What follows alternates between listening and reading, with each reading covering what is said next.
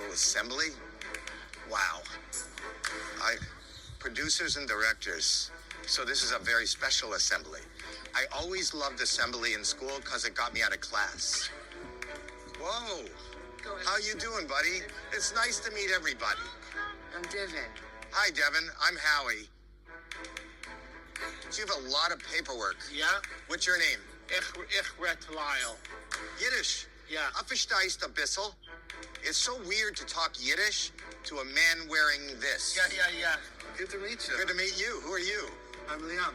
Liam. Yeah. That's Hebrew? Yeah. Oh my God. Wow. Did somebody say all the Jews to this side of the room and you snuck in? I'm 25% Jewish. He's 25% Jewish. When my mom found out she was half Jewish, I nervously asked her if I had to get a quarter circumcised. So. That's a good joke. I like that. Is that okay for this show? Wow. More people are coming to the assembly. It just seems like every time I blink, there's more of you. This is amazing. This is how we do it. Good one. Howie, I'm Kaylin. How are you? You like Howie? I'm right. Nice to meet you. Thank you. Did you want to say something? I was going to say, I think we're ready to get started. We haven't started? We haven't really started. We haven't even... Julia, can you open the show? Okay. Oh, Julia's going to open the show. I'm a bit nervous, I do. You nervous? Yeah. So am I, Julia. Don't be nervous. Thank you. Welcome to the assembly. We are a bunch of autistic and neurodivergent interviewers. We're very delighted to have you join us here today. We really are. Our rules are no questions are off the table, no subjects are out of bounds, and all might happen. So could you please tell us your name? I'm Howie Mandel. And I am so thrilled to be here. This is so exciting to have a real conversation, a real, honest, wonderful conversation with people who are legitimately interested in the answers. I cannot wait. And there's no rules. I love no rules. And you're also neurodivergent. Yeah. I have extreme OCD, which is obsessive compulsive disorder, and I have anxiety, and I have depression, and I believe that everyone is neurodivergent. I believe that is why it is called the spectrum. There aren't two people that think alike, that are alike, that see the world the same way. That's part of humanity. On that note, Dan, you can do the first question. Hey there, Howie. I'm Dan Arturo Martinez. Hi, Dan. I am an aspiring animator who had just graduated back in 2022. Built my own computer, run my own animation software, off the shelf, of course. And So can I ask you a question? Yes. Can I have a job? I could hire you when the time comes. Okay, thanks. No question is off the table. Moving on to the question. Okay. When you were in high school, you got expelled because you impersonated a member of the faculty hiring a construction company to expand the school. Yeah. Why did you do that? I don't know. You don't know? I don't know. You don't remember? I do remember, but you asked me why. I don't know. In the moment, I thought it might be funny, and I called a construction company to get an estimate on an addition to the library. And I did that because I was going to be in math class at 3 o'clock. And I just thought it'd be funny to look out the window and seeing this guy in the field measuring. And he had his clipboard. And then I saw the principal go out. And then I heard over the loudspeaker system, would Howard Mandel please come to the office? And then the vice principal said to me, Howard, did you invite somebody to put an addition onto the library? And I said, no, I was getting estimates. And then he... And You were trying to ask for a quote on how much it's going to cost. Yes, and which I thought was pretty responsible. And my parents came into the office, and he explained to them what I had done, and it was kind of fun for me to watch my parents try to be serious. Like, what are they supposed to say? We told him never to hire anybody to put an addition onto the library. And I thought it'd be funny, and it got me thrown out of school. So the punchline was on me. Thank you, Dan. Mariah, you are next. Is this applause? What is this? And some people have sound sensitivity, so Yeah. that's why we're trying. Okay. I didn't know what you were doing, and they didn't tell me at the beginning. So I was thinking after every answer, I saw you all going, and that could mean, yeah, it was okay. That's all right. I thought he was gonna do something better than that. Okay. So my question for you is, you were a doctor in a medical drama series, St. Elsewhere. Right. And this is a hypothetical question. Okay. So imagine a patient walks into the emergency room with a gunshot wound to the chest. They're not breathing. They have no pulse. What would you do? D5 lactator ringers, colloids, O-negative blood, an intubation tray with a 22-centimeter endotracheal tube, an open thoracotomy tray, and 2 number 16 central intravenous catheters, and a mask suit. Stat. I like your medical jargon. She knows what I'm talking about. That's a wonderful question. Thank you. And I hope it's not important and imperative for anything that's going to happen today. Jenny, you're next. Well, it's nice to meet you. It's cool Nice to see meet you you. in I've been person. sitting beside you. Yeah, I know. I can't believe it. Is this real life? It is. I was scared to let the world know that I was autistic because in the past I have been bullied for it, and I was scared as an adult to get bullied for it again. But I've learned to love and accept myself for who I am with it. I was curious, what made you decide to share with the world that you had OCD? I didn't. I did it by accident. I had been diagnosed with OCD and didn't want to tell anybody for fear of how people would react. I wouldn't be able. I thought it would embarrass my family, my kids. People wouldn't give me work anymore. I would be bullied. But I was on Howard Stern, and I didn't want to touch the doorknob to get out. And I asked if somebody could open the door because there's germs, and they thought it was funny. And they said, no, you open it. And I went to grab a Kleenex to open the door with a tissue, and they took the tissue away from me. And then I went to do it with my shirt, and they knocked it away. And then I panicked, and I was having heart palpitations and a panic attack.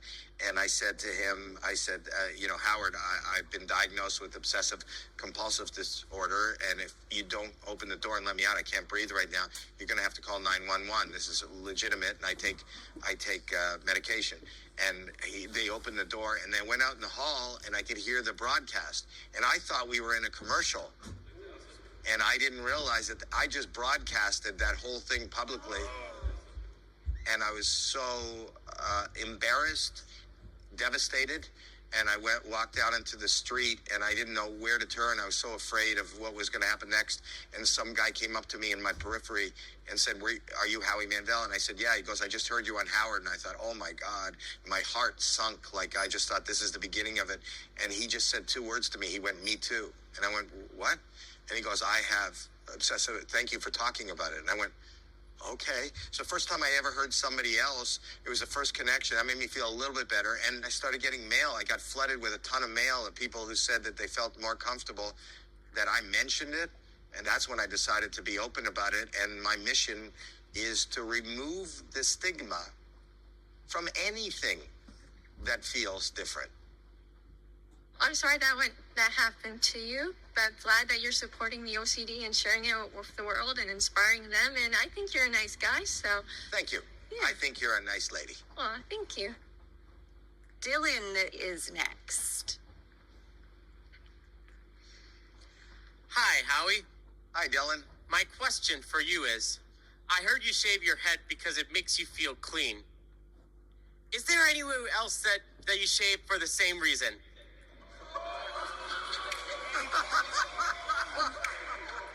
Well, not. We can go on to the. Go on. You said nothing's off the table. No, I don't shave any other place. And if I did, this lady right here said I'm not allowed to tell you. You can do whatever you want. Whatever you want to ask me, I'm here for you. Julia, you're next. Julia's next.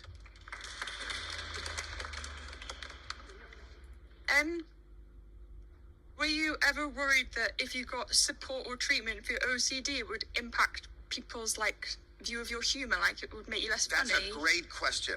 So my whole life, it's not fun. I'm being totally serious now. I suffer from OCD. I don't just have OCD. I suffer, and it's really, at times, really debilitating. At times, it's really hard for me to even be out or amongst other people. And I have OCD also gives you these weird reoccurring thoughts that don't really exist, and neurosis, and it's mentally painful for me sometimes. Because I'm my age, and I come from the 50s, and people did not talk about mental health, and so I was afraid to go seek help. When I finally went to seek help, and they said that they were going to medicate me so that I would feel different, I was afraid because I had made a career out of kind of just being myself, that they were going to change myself, and therefore my career would change. So it did scare me a lot. But then the pain of what I was feeling outweighed the fear, right? So I decided to not suffer. And as it turns out, I can still have a career. So it hasn't changed any?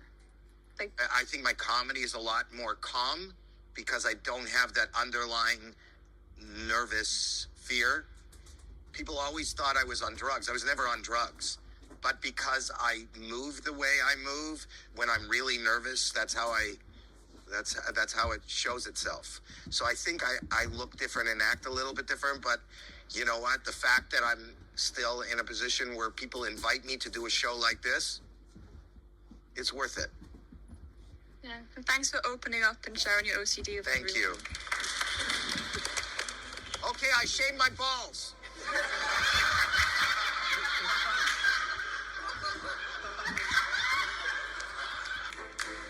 I remember growing up as a child watching you on Bobby's World. Bobby's World, for those that don't know, is a show that I did. I'm the voice of... I did a voice. I was going to ask if you could do the voice of Bobby. This is the same voice that I did. I don't know if any of you are old enough. Gizmo, right? I was Gizmo on Gremlins. So do you remember he went, it's the same voice.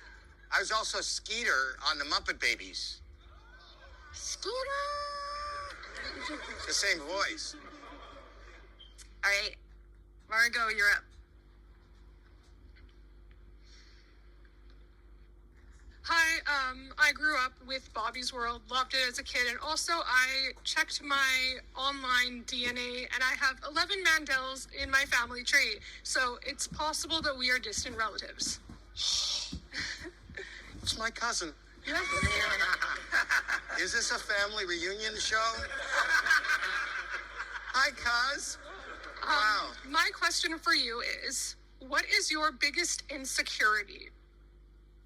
My biggest insecurity? That I'm offending or hurting somebody just by anything that I say or something that I've done. I will promise you that even after this show, I will go back to wherever I am, at the hotel or wherever, and I will toss and turn for hours going, did I say something that did I do something offensive? Did I make somebody uncomfortable?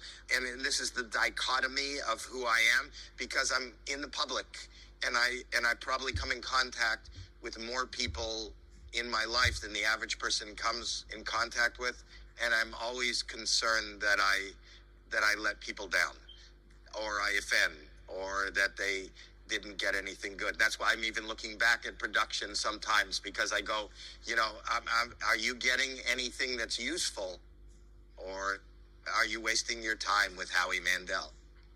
Thank you so much for sharing that. I can relate to a lot of what you said. Thank you. Thank you. And next up is Devin. Devin. Oh, Devin, I met him earlier. Hi, Devin. Hey, Howie. How you doing? I'm doing great. How are you? I'm doing good. Good. My question is, I was asked what I wanted to be. Yeah, I can't hear you. I'm old and my hearing is bad. So you were asked. Asked what I wanted to be. I was when I want to be a performer. You want to be a performer? When did you know you want to be a performer? You're asking me, when did I know I wanted to be a performer? Is that what you're asking me? Yes. Yes, okay. So the truth is, I didn't know that I wanted to be a performer. I was always getting in trouble. I was always getting thrown out of school. And what happened is I went to a comedy club in Toronto called Yuck Yucks. And I was seeing a show. I was watching a show. And then somebody said, if anybody who wants to try this, wants to get up on stage, try it. And a friend that I was sitting with dared me, said, Howie, I dare you to get up. And I didn't even have an act. I was just really scared. If you look at old tapes of me, if somebody shows you, if you go on YouTube and you look in the 1980s, Howie Mandel, I'm really scared because I don't have an act. And I'm standing on stage and I'm going, okay, all right. And they start giggling at me because I'm afraid. And I start to go, what? Because I didn't know what anybody was laughing at.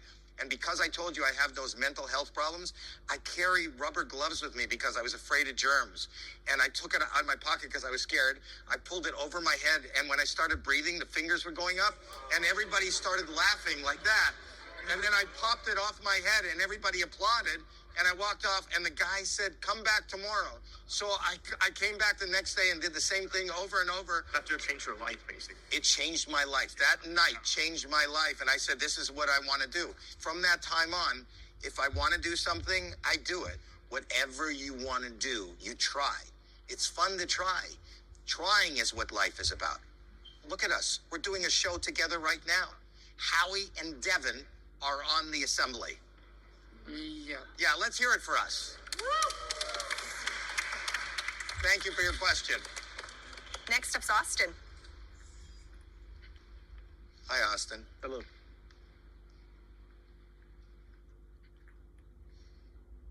I'm just wondering, because I know throughout your whole career, you've changed up your facial hair many times. So why did you get rid of your goatee so many times when that's basically your trademark? Why did I shave? Yeah. Most of the time it was an accident. I had a little goatee, soul patch. I think that's what he's right. And I wanted to make it a perfect triangle. Yeah. And then sometimes it wasn't so perfect, so it went away. But you want to hear a funny story, which when Deal or No Deal took off, it got so popular that somebody sent me, I wish I had it here, ladies go to these places to get waxed. Do you know about that? Oh, no. Wait, yeah, I think I know that. Should I know that? So what? Should I know that? I'm telling you that. I don't know. I'm not talking about anybody here, but they have their choices. They can get a Brazilian. They can get a landing strip. Yeah. They sent me a menu, and on the menu there was a Howie Mandel. There was a little triangle. And I'll tell you something, that meant more to me than a star on the Hollywood Walk of Fame. Who's the next question? It's in my mind. I don't want to know your, okay, facial hair. Okay, all right. I was literally waxing poetic. All right, Andrew, you are next.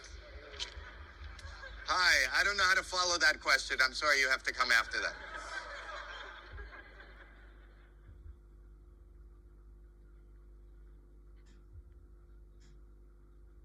Okay, if you had a time machine, what person would you bring back to the present? My father. Oh? My father was my biggest fan. My father came to every show I did, every amateur show, everything. He was always on the side, and I would tell a joke or say something, and didn't matter if the audience was laughing. I would turn and I'd see my father in the wings, and he would laugh. And my father died very young. He died at 63 years old in 1989. That was devastating, and that's when I thought about quitting comedy because it was hard to go and try to be funny and care about laughing when you lost the closest person in your life. I thank you. Alexis, you're next.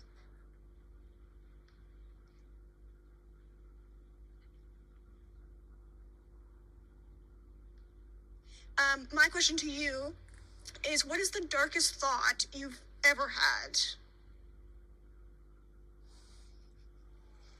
Well, here's my fear now. I don't really want to answer that because I don't want to trigger myself, you know, and I don't want to bring it up. I don't want to trigger anybody who's watching. That's kind of a scary thing to do, because the thing about OCD is you can't make that thought stop. So if you bring that thought up and then you're triggered and it just keeps going, then right now I'm just concerning myself. I don't want to trigger myself. Yeah, no, that's totally fine. Go down a wormhole that I'm having a good time right now. Yeah. And I don't want to I don't want to bring up my darkest thought. No, that's totally I'm afraid to do that for myself. Yeah. Thank you. Thank you. Thank you. Next is Alex. Thank you very much. Okay, Hi, first Alex. off, I noticed that you were fidgeting a bit, and I brought a fidget toy that's packaged unused if you would like it. Yeah. Would you like it? Yeah. Okay, awesome. Here you go. Thank you. Of course. That's so sweet of you. So my question for you is, I also have OCD. I'm like a major germaphobe. Like, I see bugs crawling over me all the time, kind of thing. I'm sorry. Well, I'm chilling with it now. You know, I've learned to like work with it instead of against it. And so my question is for you: what is one positive you find with your OCD? Well, I don't think that it's a gift. You know, I don't. If it's a gift, I'd like to return it. But if I could not have it, I would be thrilled. I think that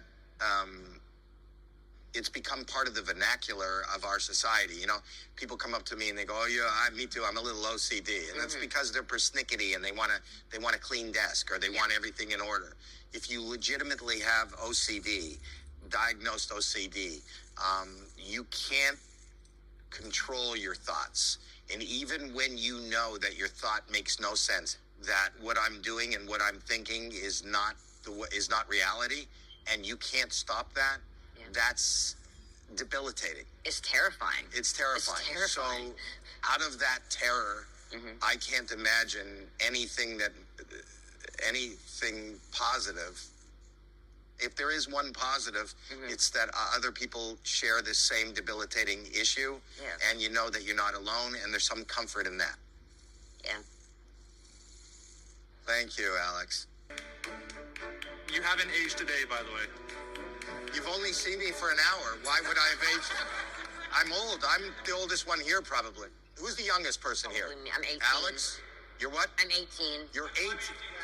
What? I'm 18 as well. Wait, You're 18 as well. Yeah. I'm going to be 70 this year. All right, I know. I'm tall for my age. Christian, you're next. Howie. Christian. Yeah. I've been dying since I've been, watching Deal or No Deal. I love the show, by the way. Thank you, buddy. Can you tell me the question? I've been dying to hear it. Let's hear it. Christian? Yeah. I'm only going to ask you once. This is a big decision.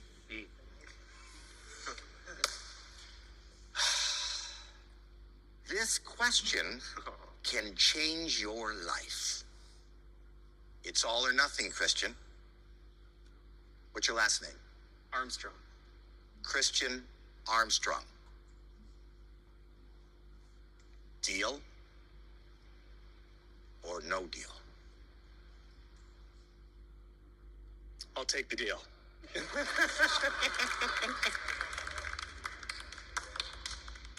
Thank you. Deal. Deal. Next up is Kai.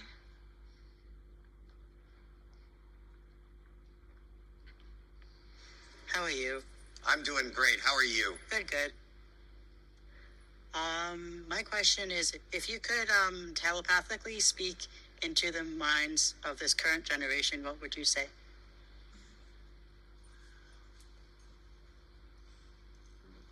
Don't worry. You know, I think that worry takes up too much of our lives. And I think we just have to be, and we just have to do, and we just have to be who we are. And we can't worry about what other people think. We can't worry about what other people are doing. We can't worry about what other people have that we feel we don't have. All the things that I was worried about when I was young, and all the things that I was scared about, and all the things that I was concerned with, they don't mean anything. I think it's really important just to enjoy this second, this moment, right now. And just, we're all together, we're all safe, we're all happy, we've all been fed, we have a roof over our heads, we're good. That's my advice. Thank you. You're welcome. That is it for our questions. Okay. Dylan, would you like to close the show? Sure.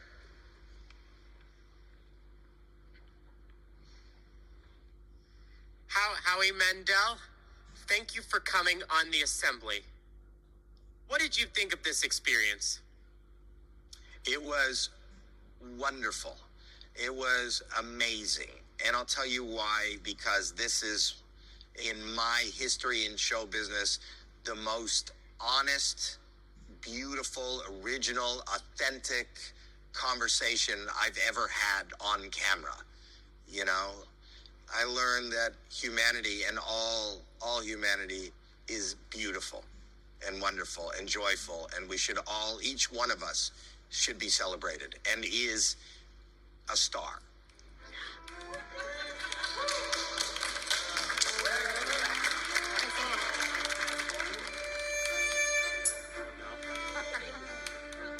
Where do you want me?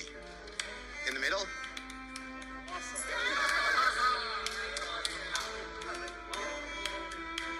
Say what? Oh, awesome. Good job. Yeah. Oh, we can do this. Thank you, everybody. I love you all. I love you. Howie. Oh, thanks for having me. Thank you.